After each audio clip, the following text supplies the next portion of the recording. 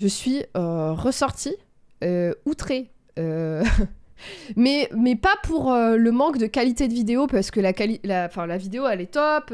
D'un point de vue vulgarisation, c'est super. Donc ça explique l'histoire de l'arrivée des monochromes en art. Et vraiment, genre, le cœur de la vidéo, c'est de dire que c'est radical. Bah oui, parce que ça va à la racine de la peinture et ça garde que la couleur. Donc oui, c'est radical, littéralement.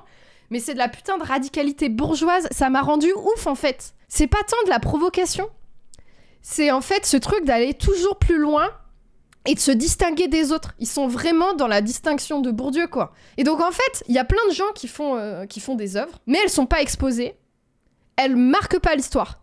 Et le fait que ce monochrome de Yves Klein marque l'histoire à ce point-là, et que ces tableaux soient vendus des millions d'euros, c'est pas neutre, en fait. Et le fait de faire une vidéo pour dire...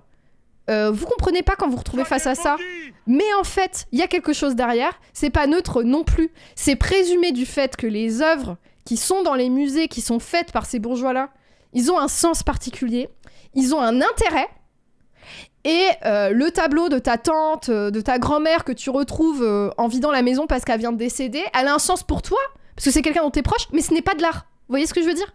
Tout ça pour dire que l'art et l'histoire de l'art, ça retient que certaines choses, et c'est pas neutre, et j'ai du mal, voilà, j'ai du mal, ça me tend, et pourtant je suis quelqu'un qui aime me balader dans les musées, mais je crois que j'en peux plus de ce regard qu'ils ont sur nous. On expose des choses importantes et on décide de ce qui est important de retenir ou pas. Et les archives en histoire, toute personne qui a fait de l'histoire le sait, les archives, ce qu'on choisit de garder ou non, c'est pas neutre, ça a un sens politique. Moi, je trouve pas que ça, c'est de l'art. Ou alors, je trouve que c'est qu'un art bourgeois qui ne me représente pas. Je trouve que c'est pas une honte de le dire, en fait. On nous fait sentir honteux que de se retrouver dans une œuvre et de dire qu'elle nous parle pas. Et qu'en fait, non, mais c'est parce que tu as pas le contexte, t'as pas l'histoire, mais si t'aurais les clés de compréhension, ça te parlerait.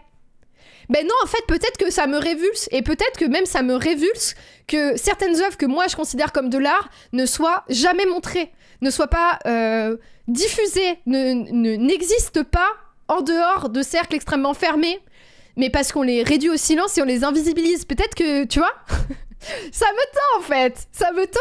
Ils ont le monopole de pouvoir discerner ce qui est de l'art ou non, parce que ça a marqué l'histoire. Mais ça a marqué quelle histoire ? Ça a marqué quelle histoire ? Je veux dire, qui en entend parler ? Qui va aux expositions du vide de Yves Klein ?